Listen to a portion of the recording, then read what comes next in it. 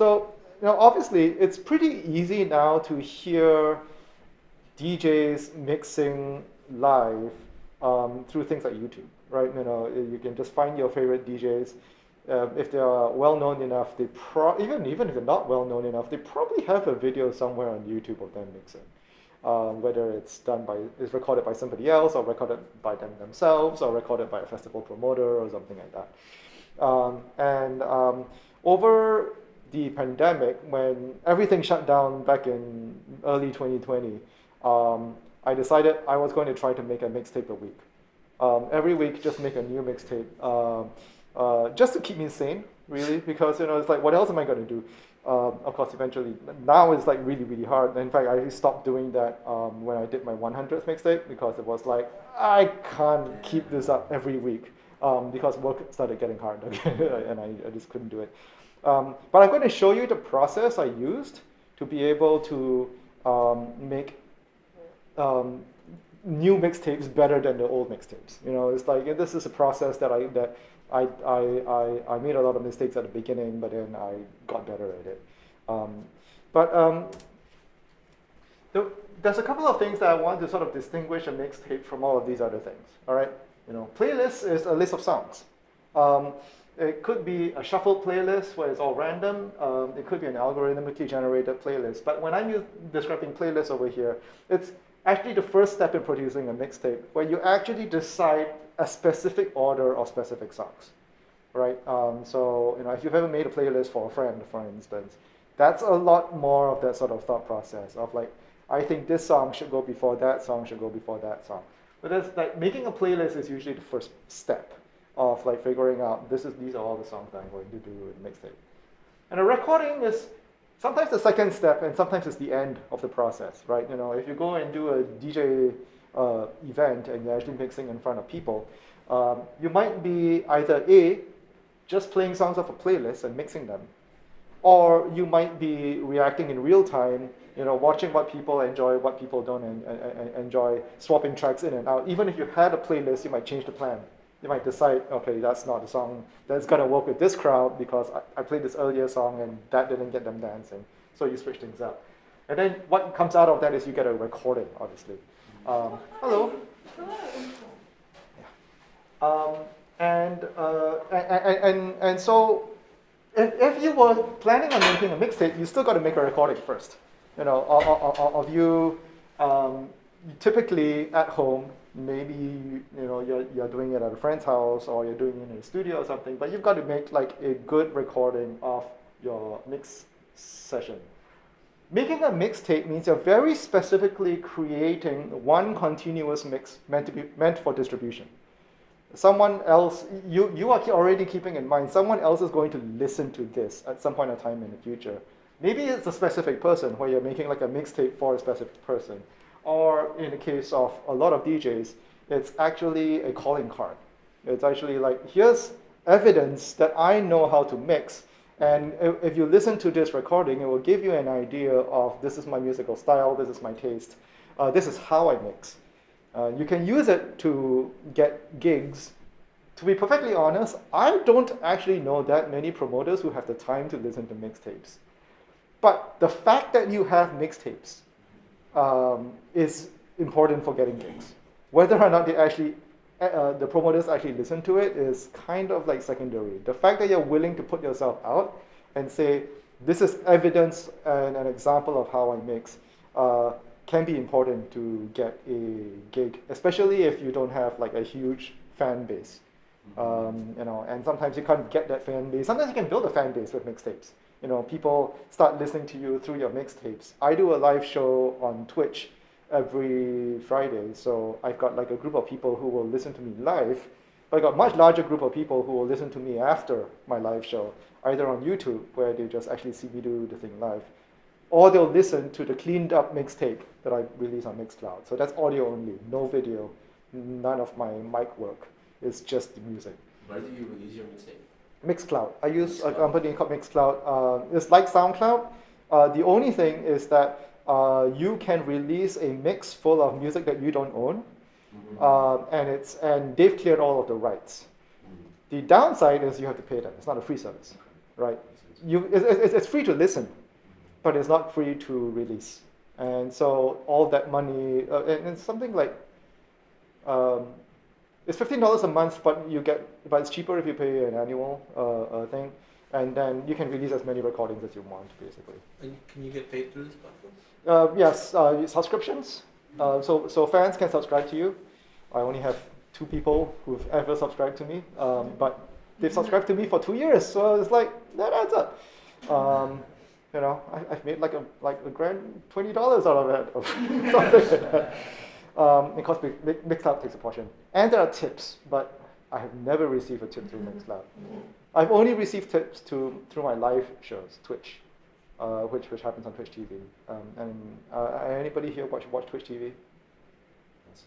It's primarily a live video gaming platform, so people watch other people play video games, and you can actually tip them using this thing called bits, which is just basically pennies. So someone donates 100 bits, it's like someone threw $1 at you. It's the nice thing about being a DJ on Twitch is that you can sort of encourage people to sort of think of it like a club, where people actually do tip DJs sometimes, and sort of encourage that behavior. So that's an entirely different talk, though. Earning money through mixtapes. Mixtapes actually used to be sold for a lot of money. Illegally, of course. So especially in a city like New York or LA, where you got a very high population density, in London, DJs who wanted to get known will record and duplicate and release mixtapes, and either sell them. If you are not a well-known DJ, you'd probably be handing it out. People leaving clubs, playing the kind of music that you play, you hand it out instead of handing out a business card. Here's a cassette tape that you can play in your car or something. And eventually those became CDs. Nobody hands out flash discs. That's just like not a thing. Because by the time that came along, it became easier to just upload your mixes to a website. But if you were a well-known DJ, Grandmaster Flash, Kid Capri I was playing earlier, they would also have mixtapes, but those mixtapes will be sold for a lot of money. Because you have to remember that in the days of cassette tapes, duplicating a cassette tape took time. Like, you actually have to play a cassette tape and record a cassette tape, sometimes in real time. Sometimes it's like, I'm playing this thing at, this is a 1-hour tape. It takes me 1 hour to make a duplicate. So this is a limited resource. You can't just mass duplicate things. Eventually, there was 2 times speed dubbing, but quality was always bad when you did that. And then CD burners came along, and CD burners actually made it much faster for you to make copies. And of course, once everything's online, then it takes virtually no time to make copies of things. So the value of mixtapes has dropped a bit. I'll show you some websites where you can actually listen to mixtapes on things like Bandcamp. I don't think anybody sells them for anything anymore. I don't think you can buy mixtapes anymore.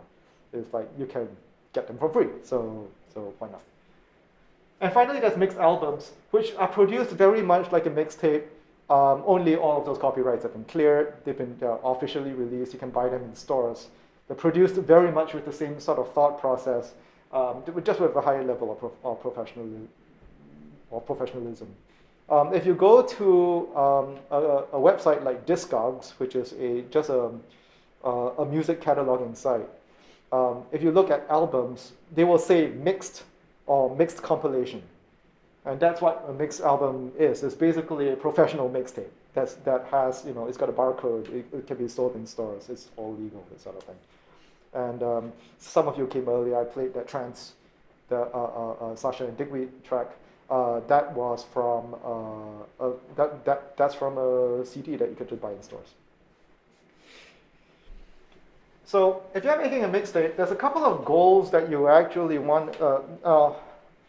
They're not mandatory, but these are kind of the goals that I generally set out to do, and I think a lot of DJs also do. That you are making a continuous recording. Back in the days of cassette, that might be a 30-minute, 45-minute, depending on how long you had on the side of that cassette. Nowadays, I've heard 20-minute mixtapes, I've heard 3-hour mixtapes, because now we're in digital, there's no artificial time limit. You just make it as short as long as you want.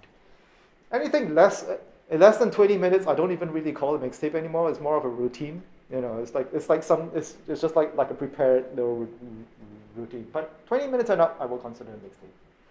But the way how you mix should be unique enough to say, this is me and this is not you, right? This is not like any other DJ. If you're just putting together a bunch of tracks that, you know, are currently in the top 40, or everybody in your general area or in your genre mixes exactly the same way, and, well, not exactly, but mixes in a very similar way and uses the same songs, then that's not good enough to be your mixtape. You know, an algorithm could probably do that. You wanna make a recording that's unique enough so that this is Artem's recording, right? You know, this is Marsha's recording. It's no one else's. You want to be clear about that. Every song, so when you're DJing live, you're trying to get people to dance on the dance floor. So you're catering to the people who are currently there in the room. When you're making a mixtape, it's usually just you. There's nobody else in the room besides you. And so the only person you have to react to is your own taste. That means you can actually pick every song to sort of contribute to a certain theme. It all needs to make sense. There's no other reason why this song is on this mixtape other than you chose that it's there. So it needs to have a reason to be there. Maybe it's providing a transition. More likely, it's forming a storyline, or all of the songs are of a certain theme. So later on, I'm going to show you how I edited together one of my mixes, and I think it'll be really, really obvious what's the theme that I'm going for once you hear a little bit of it. Every transition should sound like your best performance, which means if you make a mistake, you've got to find a way to fix it. You probably don't want to leave it on the recording unless that mistake actually sounds like your best performance. So there's a couple, you know, like when I scratch, my scratching doesn't sound perfect. And you'll hear a bit of this. It sounds, you know, it's not great. It's a little bit loose. It does not as good as some of these other mixtapes that we might be listening to later. But they're the best that I can currently do. So what I do is I leave in the scratches that sound the best. Maybe I cut out the terrible one, the really terrible ones, but I leave the ones that actually still sound pretty good. It's like, this is a realistic representation of what my best mixes sound like. What do you mean you cut out? I'll get into editing. Yeah. So you know, say I'm doing 32 bars of scratches. I just leave in the best 8 bars, and I cut out the rest. You know, it's just like I'll just skip over all of that. But I'll get to how I do that later. Last thing is to make sure that the listener doesn't have to adjust the volume of the playback while they're listening. You know, if they like it, of course they can turn it up.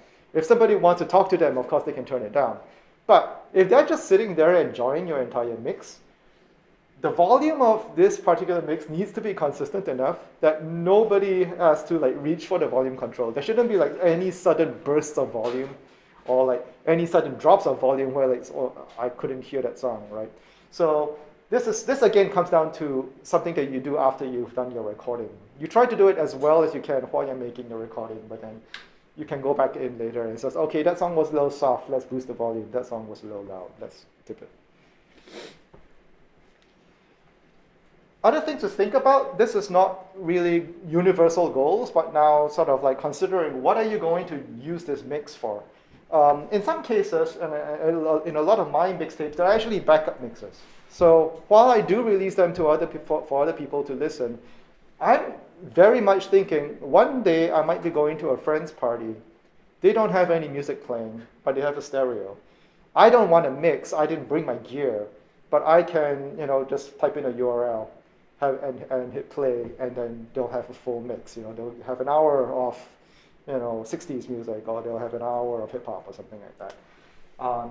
So if you want to do that, then you have to make sure that your voice, you know, doesn't say anything too specific. You can't say, you know, this is a mixtape for so-and-so, you know, because the next time you play that, you might not be at that event, right? On the other hand, you could say, no, I don't want to use it as a backup mix. This is very specifically for a certain audience. This is for a person I really, really like, or this is for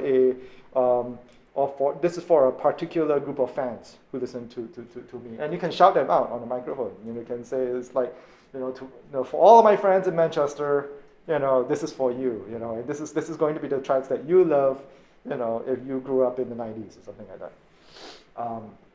So who are you making it for and why? That's the next step, right? Knowing who your audience is, imagined or specific. You should have a very, very clear idea in mind who is this for. I've done mixes where it's like I'm thinking the only people who are going to get this are my elder siblings. It's like no one else is going to understand what the heck is going on in this mixtape, but they will get it completely because this is the music they grew up with, and their friends probably. How long do you expect the audience to listen? If you're uploading something to YouTube, while it's possible to, there's no problem. You can upload a 3-hour mixtape to YouTube if you want. But the reality is that most people on YouTube don't watch the same video for 3 hours. They like 20 minutes and less. So you can leave it on YouTube as archival for archival purposes. But realistically, no one's going to get to the end of the mix. They might listen to the chunks of it. I do have a few friends who do listen to my YouTube mixes for up to an hour, but they cannot sustain their attention past that point. And if you're doing like a super fast kind of like hip hop, lots of cutting between different tracks kind of mix, we're talking about 20 minutes, 30 minutes of attention at most. So you have to cram a lot of your mix into a shorter amount of time. Well, what type of mix gets the most views that you've made? Like the long ones or like short, quick ones? The nostalgic ones. Nostalgic. Yeah. That's very like the stuff that I play. That first of all, the nostalgic ones that people it's like these are all songs that people of a certain age group remember. It can be different age groups. And secondly, they're not what you normally hear, right? Because if you could find a better DJ playing the same music, other people would listen to that DJ instead. They wouldn't listen to me, right? So but that works for me. That may not work for you, right? It's like especially if you've got really good taste in new music, that could be your calling card, which is like these are all the tracks that no one's heard before, but your taste is good enough to pick out the good stuff from the bad stuff, and then people might want to listen to you for that. That's not my starting point. And finally, how are you going to start and end the mix? The way because you're planning out this entire mix, you can have in mind what's the sound I'm going to start with and what's the sound I'm going to end with. And you can sort of fill in the tracks along the way. So I'm going to give you a couple of examples of that. I'm going to play. Okay. In the 1970s, New York graffiti, rapping, and breaking became the prime expressions of a new young people's subculture. This is the beginning of a mixtape. Graffiti is the written word, that is the spoken word of rap music. And then there's the acrobatic body language of dances like breaking. Tonight you're gonna see some breaking, and some rapping, and some breaking, and some scratching, and some breaking, and some graffiti, and some breaking, and then you're gonna see some more breaking. And then the music starts, right? So in this particular case, Z-Trip, you can see it just from the cassette cover, but this is just right out of the gate, this is a mixtape just for breakdancers, right? If you're not a breakdancer, you might still enjoy the recording, but you don't really enjoy the recording because if you're a breakdancer, these are the grooves that you can actually dance to. And that's the intended purpose. That's the sound that he starts with, right? Let me see how he ends it, though. Can I skip forward? Yeah, I can. But they shouldn't touch your private parts.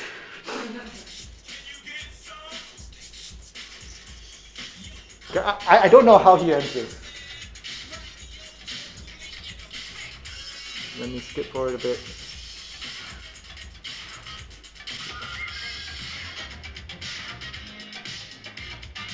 Okay, this is the last track for this side, 45 minutes.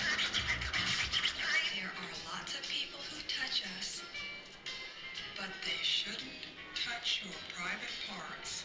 The record's winding down. Private parts is the area that is covered by your bathing suits. I have no idea, but that's how he ended it. And what you heard was the transition between side A of the cassette and side B of the cassette. He starts side B of the cassette with a bunch of scratches. So if you had this in your car stereo while you were driving, you'd hear that sample, the wind down, lose of the tempo, and then when he starts scratching, he's scratching from silence. There's no beat underneath it. Yeah, so.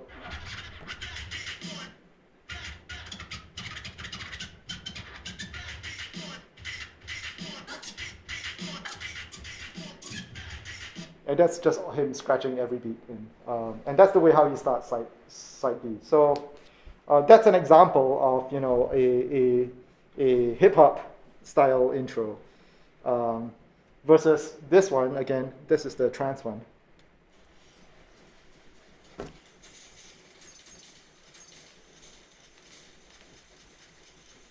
It's like a motor sound.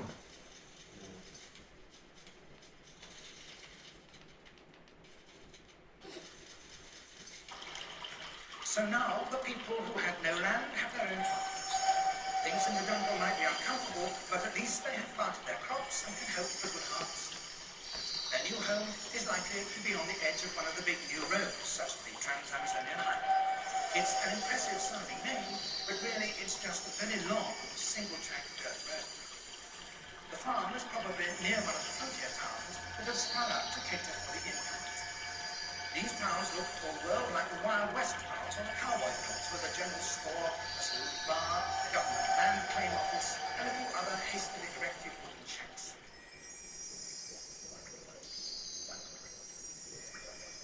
This is a trance record, so this is going to get up to like electronic beats, about 125 to 130 BPM, but this is how it starts. It's a documentary sample. It's a sound from some BBC documentary, played over the beginning of a song that has a very long intro. You know, this long sort of atmospheric intro. Actually, is that a track listing? Yeah, Satellite Serenade. He's already on to track 2.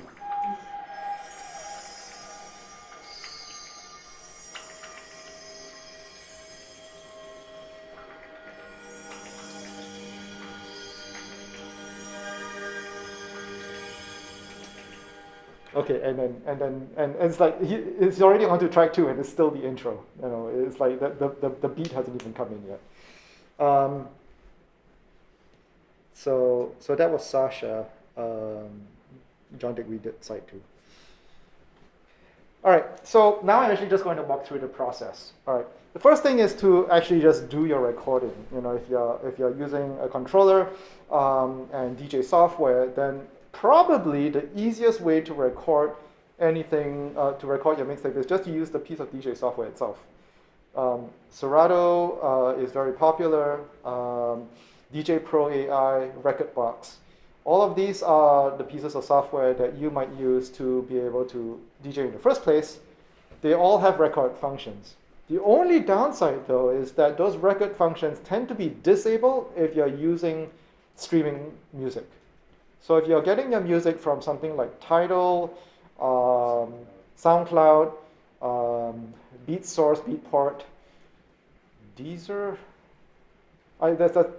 there's other services. But if Spotify, actually, you're not allowed to use that music for DJing. It's like DJ Pro AI used to have that function, but it doesn't do it anymore. Amazon Music just announced that they are going to allow specific pieces of hardware to mix with their music, but even then, I don't think you can record it. And of course, the reason why they don't want you to record it is the same reason why so many mixtapes are illegal. It's effectively piracy, right? So in those situations, you have two options. One, actually just buy the songs. So, you know, download the MP3s from Amazon or from Apple Music. Apple Music will give you AAC, I think. Specifically the iTunes store. So if you just, because Apple Music is a streaming service, again, those songs don't actually live on your hard drive. You're just pulling them off the cloud. But if you get it through the iTunes store, you're actually downloading a file that you can play. And those songs can be recorded. If I was DJing with Rekordbox, which is what I normally do, and I tried to load a song from a service like Tidal, it will actually tell me, loading this song will stop your recording, even if I'm in the middle of recording. And once I load that song, I can't hit the record button. It's grayed out. So that's something to keep in mind. If you're going to do a mixtape, it's much easier if you actually own the songs. Yeah. What do you think of like DJ record pool subscriptions to like get music or like? Those tend to let you download the files, and if you can download the files, you're good. So you're technically good. I can't say that you're necessarily legally good, but you are technically good. So like there's no technology getting in the way of making that recording. Now, even if you are using streaming music, you can still make a recording. You just can't do it in the same piece of software that you're DJing from. So there's a couple of tools. There's a program on the Mac called Audio Hijack, and I'm sure there's PC versions that do the same thing, which basically says, take all of the audio coming out of this program and save it onto a file. And that's basically doing, it's like putting a little tape recorder inside your computer. Secondly, if you're using a DJ controller or however you're listening to your music when you're actually mixing, you can attach a recorder to that, some sort of recorder. This is one thing that phones actually are pretty bad at doing. Like you can buy some specialized hardware to make them better at doing, but very few phones have any kind of like high quality audio input. So a lot of people, they will either use a second computer, maybe you borrow somebody's second computer that has a line in, and then you just connect the output into that line in. You might have to split it, so like it goes into your speakers and it goes into your other computer. And then you can use a computer program on the second computer to do all of your recording. Might be like, what is Microsoft's thing? Windows Media Player? I wouldn't use that. QuickTime works fine. You can use QuickTime to do a recording. If I were to do a pure audio recording, I use a program called Audacity because it's free. And it's cross-platform, it works. You can download it and you can just use it. Actually, I'll show you a little bit of Audacity. The important thing that when you're doing, that you need to keep in mind when you're doing your recording, first of all, just test it, right? Just record a little bit of one track and just make sure that your files are actually audible and you can play it back. But secondly, you have to make sure that the very loudest parts of your tracks never clip. They never record louder than the maximum volume of your recording setup. If you're recording inside your DJ software, you don't want the bars to ever hit red. If it's too soft, you can always make it louder. But if it's too loud and it clips, you can't recover all of the information that gets lost by making it softer again. That distortion that you get with the sound wave hitting the very top of digital maximum will always be in there no matter how you adjust it later on. So too soft is better than too loud. So that's the other thing to keep in mind, is just make sure that there are no red lights. If you've got like a DJ controller and you've got an LED meter that shows how loud your song is, that should never hit red. Every once in a, if it does it like once, twice, every couple of minutes, the red light blinks once, no one's going to hear that. But if it's like blinking every single beat, the kick drum goes boom, boom, boom, boom, and your meters constantly hit the red every bar, at every beat, then you're actively distorting the sound. And what the audience is going to hear is going to be worse than what was actually from the source files that you're using. Okay. So, right, thanks for dropping by. Yeah. So that's step one. Actually, I'm going to show you like what that looks like. I don't actually have my hardware plugged in. I might have to run in and grab it, but I'll just like very quickly show you what this looks like. This is okay. All right, yeah, cool. So if I load a song, here it is. Okay. Okay, I actually need to plug in my hardware to enable the recording function. So. I ended up probably last night. Say what? Actually, last night I was trying to record something. Yeah. And just trying to do it without getting on my bed. Yeah. Using Rekordbox. Yes. Yep. Yep. I could run in and grab it, I guess. But if you don't see the record panel, that's the button you gotta hit. That circle thing, and that will actually show the record panel. But normally this wouldn't have the little lock on it. But if I had my hardware connected, it will go away. And if I hit play, you can see that's way too loud. That's far too loud. I can turn this down and sort of bring this into the green. Kind of like the nice healthy spot is kind of like a little bit into the yellow. At least for Rekordbox, that's the case. Because the other thing you want to keep in mind is that if you've got the same song playing again, let me just let's see if I can line this up a little bit. And mixing with keyboard is tough. Mixing without audio is even tougher. How do I hear what's going on? Let's go to Zoom. Okay. Please don't crash, please don't crash, please don't crash. Okay. So it was yellow earlier, but now that I have two tracks playing at the same time at full volume, it's back in the red again. Now it's exactly the same song at different parts of the song. So I need to turn this down even further.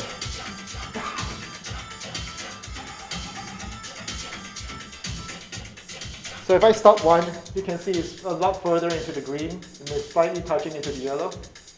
But if I were to play both tracks simultaneously, I know it still wouldn't click.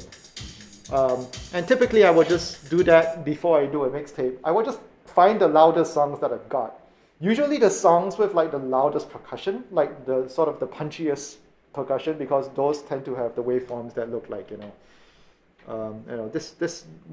these aren't even that extreme. If I want to play something a little bit more recent, do I have any noisier tracks? Yeah, I have noisier tracks. This is like that, right? Like that's pretty extreme right there. If I had two of these drum and bass tracks playing at the same time, you can imagine this will be pushing all the way into the red, and my recording will be red. So keep that down, make these adjustments. And you do that before your recording session. The other thing that you do, once you've got all of that set up and you're recording, you start you've planned out your songs, you know what story you want to tell, you know what sounds you want to start with, and then you want to record it. And say while you're mixing, you make a mistake in your transition, right? Now, I think it really depends on how audible that mistake is. If you're just like, I came in at the wrong time, but it still sounds okay, you may not need to stop the recording. You might be able to just continue and say, I might edit it later, and I'll actually show you an example of this. But I won't. But I'm not going to stop the process of recording. I'm going to let the recording continue, mix as if nothing went wrong, and I will get back to that, and maybe I will listen to it later. It could be that you just make a big mistake. You brought in the track and it's just out of time. Or you had it in the wrong key, or you brought in the wrong song, or you accidentally stopped the wrong deck, or something like that. Yeah, exactly, right? So you loaded it on the wrong deck, right? All of these things. You make a big mistake, which is like, okay, that's clearly audible and a mistake. What I would do is actually stop everything. Load my tracks the way how I had it right before I made the mistake. So say for instance you load a track onto the wrong deck. I'm playing something on deck A. I meant to load it on deck B, but I loaded on deck A instead. And it's like, okay, load the original song back in deck A before touching anything. Leave all the controls exactly the way they are, so that the tempo of whatever was on deck A was the same tempo as it was right before you made a mistake. And then just go back a little bit. Maybe play the track right from the beginning, or play the track just a little bit before you make the mistake. If you have the presence of mind to say, okay, that mistake happened right before this cue point. All right, rewind a little bit before that cue point. Just let the DJ software continue recording. You don't have to like hit pause or anything. You don't have to stop. You just rewind it a little bit. You're basically resetting your deck to exactly the situation it was before you made the mistake and a few bars earlier. And then you just hit play and then continue mixing as normal. Because what you're going to do is you're going to edit it later to find, to cut what you had right up to the point when you made the mistake. And then you're going to splice in the correct sound from then onwards. And your listeners will never know that you made a mistake, and they will not care. So that's re-recording a bad transition, right? If it happens right at the beginning, it's like, oh, I have this great intro and I messed the intro up. Oh, that's easy, just start a new recording, right? Just start all over again. But when it gets later on, it can be very, very, very painful to say, well, I can't redo the last 45 minutes. I spent 45 minutes on that. It was perfect right up to that point. And then I flubbed it, and it's like, what do I do? I would suggest, rewind a little bit, and pick up your mixtape just before you made that mistake, and then clean it up. Because it would be a shame to throw away all that hard work, and you don't need to duplicate it. It was recorded, so you can still use all of that good stuff and just fix the mistake. And then once you fix all of your bad transitions, then you can focus on making sure all of your songs before and after each transition actually are all the same volume level. Again, we don't want people reaching for the volume knob while they're listening to our mix. If they've got it where they want it, they shouldn't have to adjust it after that. And then finally deciding how you're going to distribute it. So let me show you an example of a recording that I made.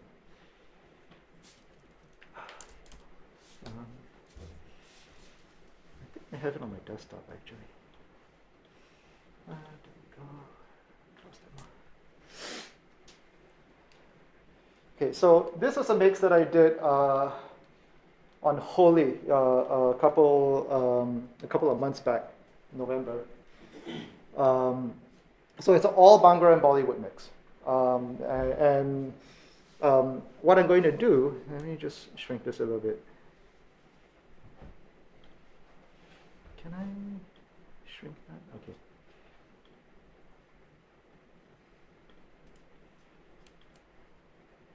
Just one sec. I'm going to make this a little bit more visible on the screen because it's hard to see all the edits. Okay, here we go. So this is everything that you see up here. These are the waveforms from my original recording. You can see the years are late 2021 11/05. That's the recording that came out of my DJ software. So there's the raw. It's a raw file. What you hear, what you see in this purple, this is the actual unedited version of the sound, and I've only put it in here so that you can hear what it was like. So you can hear what it's like after I've made my edits. All right, let me just make sure I've got sound. Okay.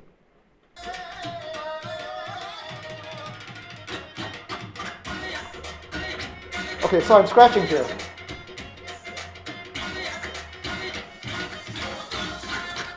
Okay, now I'm kind of messing up there because I scratched over the vocal. It's like, well, actually I didn't mean to do that, it was a mistake.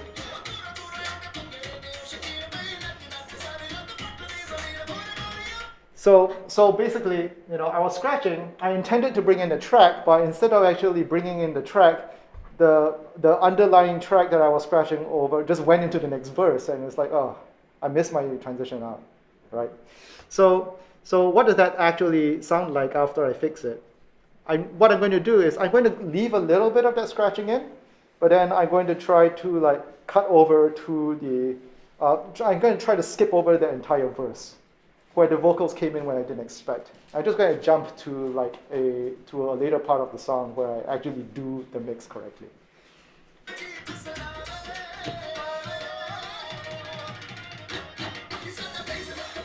It's just one da da da, and that's it. You heard a lot more scratching in the original. I just cut all of that out, and I went right to the chorus.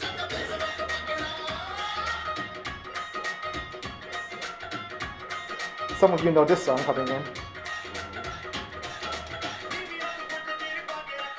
Yeah. Wait, so you edit all of your things in Ableton, right? Yeah, I cleaned them up in Ableton. Yeah. You can also edit in Recordbox and probably other. Yeah, Recordbox has an edit mode that I admit I've never tried. I'm just comfortable. What you're describing, you could probably do that. You probably could. Yeah. You do it. The specific process of how you do it might be different, but the results will be the same. Yeah. So one thing that you're noticing over here is that there's a weird like kind of crossfade over here, but actually the crossfade doesn't change my mix. I'll switch over to the actual recording. It's exactly the same transition. So that's an example of me not making an edit. I'm not actually changing the order, or I'm not cutting anything out. I'm using the audio as it is. What I'm changing is volume. So over here, you can see this part of the song, I got it at minus 1.5 dB. I've reduced it by 1.5 decibels. If you switch over here, minus 2 dB. Now this is probably way more finicky than you ever need to do it. It's like this is the amount of detail I was putting into my mixtapes last year, and honestly, it took me way too long to be able to like. This is a 0.5 decibel change in volume, which is almost inaudible. And all I'm doing between these two clips is I'm very slowly crossfading from minus 1.5 dB to minus 2 dB. So it's a very, very, very slight change in volume, but that's simply because the second song that I bring in is a different volume from the song that I was coming out of.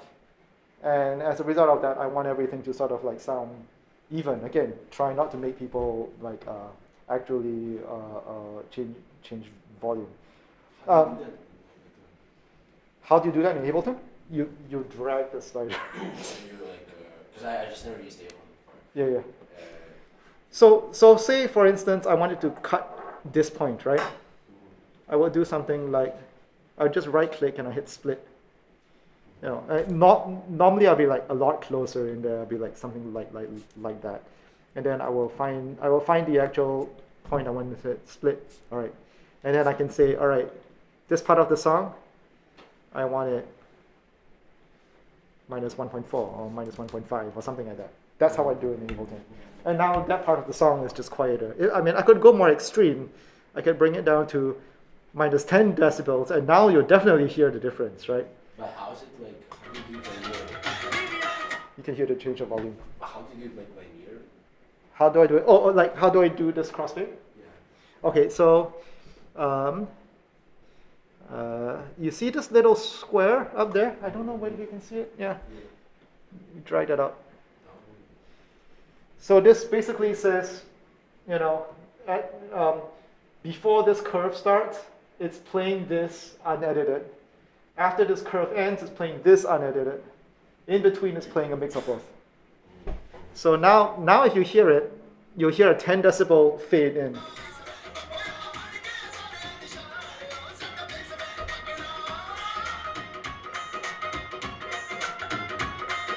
Going up by 10 decibels. It's very audible. Yeah, and so that's a bit drastic, but that's the opposite of what I would want to do, right? Because what I want to do is even the volumes out rather than amplify the volume changes. Any questions so far about like the process of editing? Let me try to find another part where I made a change. Here we go.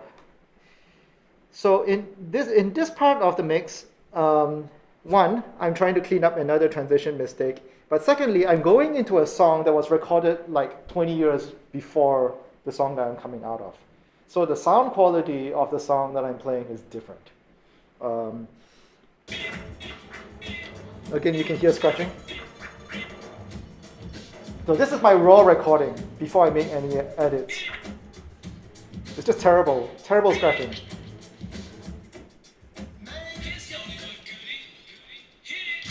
That's awful.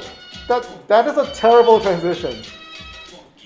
But you can also hear the sound quality change, right? You know, well, maybe it's not so obvious.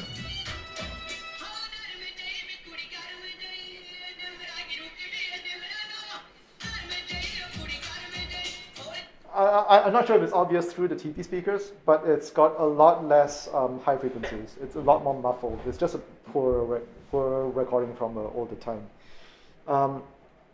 And so, you know, while that's not really, you know, my fault, that's, you know, just the quality of the recording that if I'm making a mixtape, I can do something about that. I can sort of, well, maybe I can even out the differences a little bit. So after I make all my cuts, it's like, okay, my scratching was terrible. Let's get rid of all like the worst of them and just chop things together so that you only hear the parts that are good.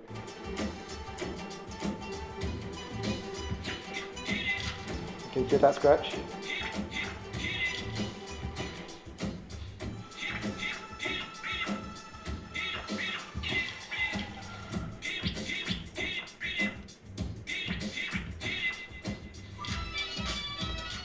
And now I'm in my next song. The timing is still correct, even though I cut out the part that's just like the worst transition ever. It's like, okay, I don't want anyone to have to hear that. But I went straight into the next song, and actually like it's on time, if nothing else.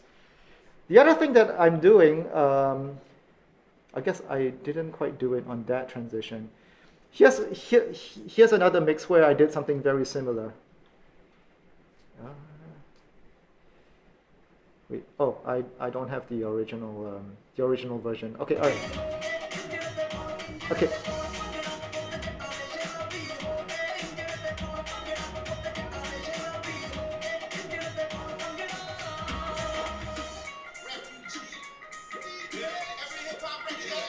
So what happened there is, when I actually did my recording, I cut over the crossfader, and it was just way too abrupt. It was just like, you know, it just went from one song to the next song with nothing sort of like blending the two tracks together. So what I did over here is I just added a little reverb. You can see this red line over here. This is the amount of signal I'm sending to the reverb channel. So it just makes a little echo. And in fact, I'll just let you hear that. So you hear the little echo at the back. And then at the same time, I'm bringing in the... Yeah. So this track starts. You just 1, 2, 3, 4, boom. So it's just one bar. Or depending on how you count it, you might count it as half a bar. But so when you bring it together, there's a little echo at the end. And that's just a lot cleaner than, you know, what I did in real time. You know, again, this is fixing a mistake that I had made. Would you ever go like how you can make the different channels for the reverb? I mean, I know this isn't like an Ableton tutorial. Right. I'm curious. Well, by default, Ableton always starts a new project with a reverb and a delay. So in this particular case, in the reverb channel, you know, they've got some effects. I think this might be the default settings actually that Ableton just gives you. I'm not sure if I actually tweaked that, because all I wanted is like a little kind of echo at the end of it. And the default kind of just does that. So what I did was, you know, after I cut everything so that everything lines up correctly and is in time, you see this button up here? Yeah, that turns on the automation. So I can say for the mixer, select what you want to automate. And what I'm automating is the reverb. I am telling Ableton, which normally has this red line completely at 0, turn it up at this last beat. You know, just turn it on, just as if I was turning on the effects, right? So that's all that is. It's just an instruction to Ableton to turn on this effect right there, and then turn it off after that. And then it sends the sound over to reverb, it makes that echo sound, and I'm done. You know, it's like I've got my echo. So that's something I do a lot when I need to be able to fix mistakes. Okay, I have to run now. Yeah, no worries. But thank you so much. And also, it got me thinking about something. I was actually thinking about it way before, but when you started talking about mixtapes, I was like so excited. I think we should partner up with the MIT radio community. And, Oh yeah, no, I and think do some like thing to record some mixtapes for them. You know, just like come in like once a month. I don't know, play for the radio and record some mixtapes. I'm pretty sure there are people in NPC who have radio shows, so it wouldn't be that hard. Yeah. Yeah. It would be cool. Like I wanted to do it like this whole semester, but I just never like got enough like. Every time I mix, I just record it and I play it back when I'm like working out. So Yeah. I just eat myself. Yeah. So I also have like several like 5 to 10 minute mixes for if I'm like DJing at a party and I play with that one. Oh yeah, no, that's super handy. That's super handy. Mix, so I can Yeah, so yeah. I can go play for 1 minutes. Yeah, it's like here's my bathroom mix. Yeah, no, that's really handy. That's a really good idea actually. For that. Honestly, I almost never record for no reason. Like I used to never record, but then I just started. No, and in general, it's good to record and listen back to your mixes like the day after, not right away. If you listen right away, all you'll hear are your mistakes. If you listen to it the next day, you actually like get some distance away from it. And it's like, you know what, the mistake was there, but it's not that bad. Yeah, and so listen to it the next all your records. Anyway, it would be really cool to connect with them. Yeah. Yeah. All right, thank you so much. All right, take care. So the last step is just distributing it to your intended audience. You've got your file. Usually when you're editing it in something like Ableton or you're using Audacity or something, you're usually saving it in like WAV format or AIF format, which is just uncompressed audio. It's the highest quality. It's not the easiest form to distribute. You want to compress it either losslessly or you want to compress it into something like MP3 or AAC. If you're uploading it to something like, I don't know, SoundCloud or something, well, first of all, I wouldn't suggest SoundCloud because SoundCloud will actually detect that you're using copyrighted music and it will actually take down your recordings sometimes. So that's a lot of effort for nothing. What about YouTube? YouTube will detect the songs and and a few different things could happen. One, the track, your recording could just be demonetized, which is fine. It's like, well, I'm uploading it for people to listen. I'm not going to make any money on it, but they can still hear it. All good.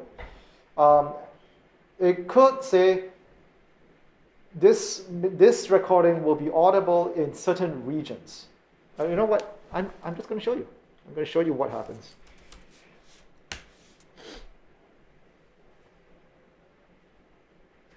All right, so let's go to.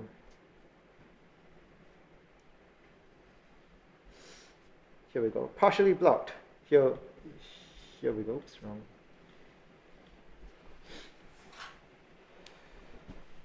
So over here, here are my songs. Enrique Iglesias, fine. Jennifer Lopez, fine. Beyonce, can't be seen or monetized. Blocked in some territories. Where? Russia. Okay, I'm fine with that. It's like, all right, my 1 hour party mixtape cannot be heard in Russia. Fine, that's not a problem. If I said, well, I actually care, because it's blocked in the same territories where I know most of my audience is, I can right-click that and say trim out segment. Or in YouTube, I could actually edit it. Or if it's a mixtape, you could also just go back into Audacity or something and just trim out that song, right? Add some echoes to it, make sure that the edit comes on time, and then re-upload that instead. The only thing about YouTube is that you need some visuals to go with it, right? And that's an entirely different talk. Well, it's like, what visuals do you put together with your mixtape?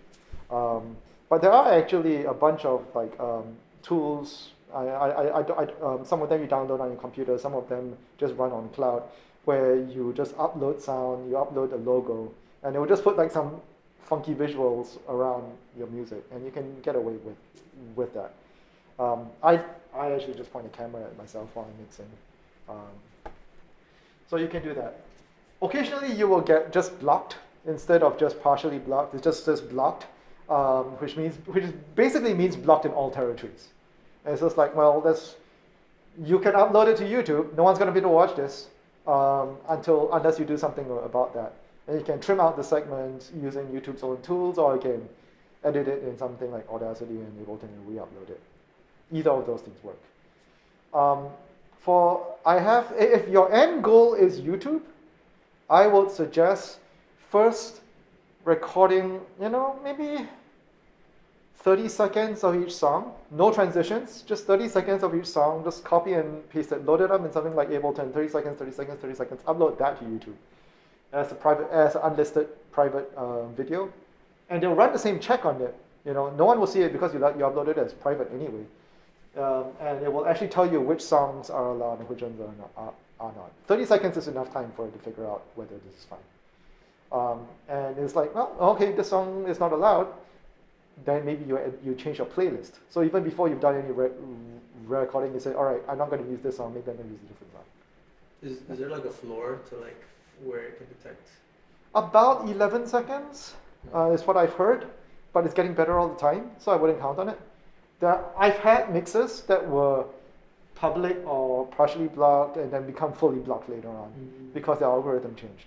Or maybe the rights organizations changed. I don't know what changed, but something changed, and I didn't notice it until like a couple of months after I uploaded it. So I wouldn't count on trying to get around the detection algorithm. And most of the people listening to stuff that's uploaded to YouTube will listen to it in the first couple of weeks after you upload it anyway. It's like old videos or with music in it don't tend to get highlighted by the algorithm after a couple of weeks. So, even if it does get blocked later, I don't really care about it anymore. No one's listening to it. But you can see every single one of these tracks, every single one of these mixes with copyright claims on it because it's copyrighted music. YouTube knows that. And all it's doing is taking whatever revenue I would have gotten and giving it to the record labels, which is fine by me. You may be fine with that too. But what I do recommend everyone consider, the only problem of course is that you have to pay for this, is Mixcloud, because Mixcloud actually has agreements with all of the different, with most of the different labels. Like I've never had a mix blocked on Mixcloud, but I have had them all correctly identified by Mixcloud. I mean, there are a few tracks where sometimes I play something super obscure and Mixcloud can't figure out what it is. But the other thing that you can do is you can actually upload your track list. So if you're doing something like Rekordbox, it spits out this file, I think it's a .q file, and you can actually just copy and paste that right in here. And you've got your entire song list there. And so that ensures that all of the artists actually get the revenue that they're due. The downside with Mixcloud is, again, $15 a month. So you're paying for the privilege to share this music. On the other hand, it's legal. So, yeah. So that is, and of course, if you're just making a mix for your friends, just stick it on Dropbox. That works fine. Just don't give them a WAV file. It's like why is this file 600 megabytes? It's 1 hour of music. It's like, yeah, compress it down to MP3 or something like that. On a Mac, it might be as simple as just right-clicking on WAV and saying, well, I use convert to dB power amp. Yeah, here, and you go encode selected audio files. And then it will just ask you, how do you want to encode it? iTunes Plus works really well. It's basically the same quality as iTunes. And that's AAC. If you expect people to be listening on like iPhones anyway, then AAC works fine. It doesn't do MP3 though. So MP3, you're going to need a different program to go do that. I use dB power amp, but I'm sure there's millions of different programs that you can use to convert WAV file to MP3. So just do that before you share it to your friends. What format does your DJ software export music? WAV. WAV? WAV, yeah. I'm just using Rekordbox, so WAV, so expected. I wonder if I have the option to encode it as MP3, but I know Serato does. Serato gives you the option to save it as an MP3, but it puts more. It means your computer is not just DJing; it's also compressing audio at the same time. It's just a little bit more work that I don't want my computer doing in real time. because I can always do it later. So the downside with Wave is that it takes up this space. It takes up about 1,000, I'm going to say 1,000 kilobytes, 1141 kilobytes per second or something like that. I might be wrong. 44100 sample rate times 2 bits. Let's actually see this for sure. I'm gonna head home. No worries. Thank you so much for having me. Yeah, no worries. Thanks for coming. I really appreciate it. Thank you for listening. Yep. Yeah. You can also use QuickTime Player to export. So I can do export audio only. I didn't know you could export. Yeah. Here it says it's 10 megabits a minute for wave files. 10 megabits per minute. That makes sense. 10 megabits per minute. 10 megabits or megabytes? Probably it's capital B. Sure. If it's capital B, it's bytes. So 10 megabits per minute. So divided by 60 seconds. It's I'm not sure I can do math right now. But I know it's about 650 megabytes per hour. So that makes sense actually. 600 per hour, 10 megabytes per minute. Yeah. So just one last thing I want to show. I use a program called EQing to be able to measure the volume of my tracks, which is the reason why I can just make sure that everything is consistent. This is what my up here. This is the volume level of my entire mix that you just heard, and this is my target volume, which is minus 18 dB on average. And you can see it sort of like goes up, it clips every once in a while. So I wasn't particularly good with the clipping.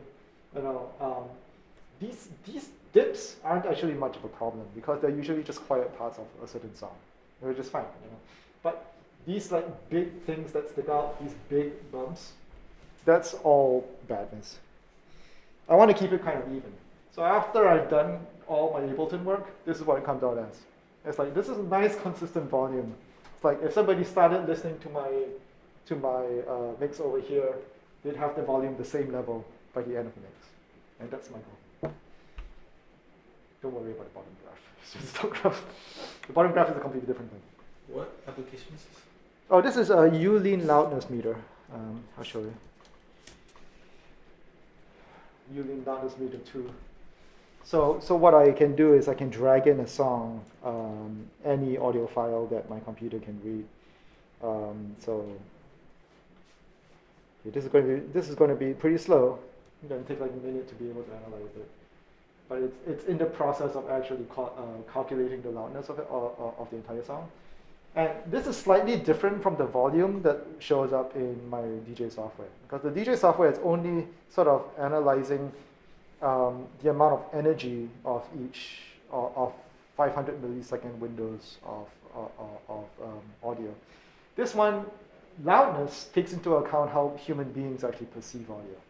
So if it's a lot of vocals, for instance, you don't need a lot of energy for vocals to sound loud, because our ears are kind of tuned for this sort of thing. But if you're playing something that's just like pure bass, there are no hi-hats, there's no vocals, there's no instruments, it's just like a bass line, you need a lot of energy to be able to like for a human being to perceive that as the same volume, right? Because our ears just aren't tuned to that. But that's more of a thing we feel than a thing that we actually hear. And so if you've got like, if I have a song that's the same volume level, it's just bass, and then there's a vocal that comes on, and if I perceive that as being the same volume throughout, I will actually see the vocal is actually much lower in energy, and the bass line is going to be much higher in energy, because that's how much energy it takes for bass to sound loud, even though we don't perceive it. So I've analyzed it, and now if you just look at the recording, I think it might just have crashed actually. Oh no, it's just really slow. What I normally do is I go in and I export And that gives me those graphs that you saw earlier. Yeah. And then from the export, I can actually see it's got timing information, so I can sort of see, oh, okay, this part of the song was a bit loud, that part of the song was a bit loud, this sound over here is way too loud. And then I can just go back to Ableton and say, all right, I need to crank it down by some amount. And Yulin will tell me, will give me an estimate of how loud I need to do, because you can see over here, this is minus 12.5 short term, minus 16.7 over the entire record. And it's like, normally I'm trying to hit minus 18. Is this the Pro version? This is the Pro version, yeah. But what did the Pro version give me? I'm not sure the Pro version has that many features that most people need. I can't remember why I got the Pro version. I think it was on discount. It was like $2 cheaper or something. Why is it 18? Like, is that your preference or is it like standard? Yeah. So remember, this is your average volume, right? So I've seen people go for minus 18. I've seen people go for minus 23, and I've seen people go for minus 14. For a single track, a lot of streaming services, if you say Spotify or YouTube, if you were to listen to a single track on Spotify and YouTube, if it's louder than minus 14, it's going to squash it down to minus 14. It's going to reduce the volume of things that are louder than that. So there's no point going over minus 14. When I am actually, but if your track is at minus 14 and you're playing a lot of older music, like I do, then a lot of tracks actually have more dynamic range. So either say it's a disco track, okay, there's a lot of strings, there's a lot of vocals, there's a lot of like orchestration, and the average volume is here.